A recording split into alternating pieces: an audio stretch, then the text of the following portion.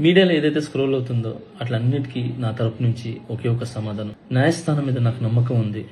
న్యాయస్థానంలో న్యాయం ఉంది. ఆ న్యాయం ఉంది కాబట్టి ఈరోజు నేను నలుగురితో పని చేసుకుంటున్నాను. బయటకు వచ్చి నలుగురితో హ్యాపీగా ఉన్నాను. నా ఫ్యామిలీతో చాలా హ్యాపీగా ఉన్నాను. నా మనసుకు తెలుసు ఏం జరిగిందని, ఆ దేవుడికి తెలుసు, నా అంతరాత్మకు తెలుసు. ఇవన్నీ కూడా రేపు న్యాయస్థానంలో కోర్టు నిర్ణయిస్తుంది, న్యాయస్థానం నిర్ణయిస్తుంది. న్యాయస్థానంలో నేను చాలా క్లీన్ చిట్తో వస్తాను.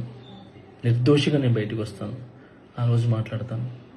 అప్పటి వరకు నేను నిందితుడిని మాత్రమే.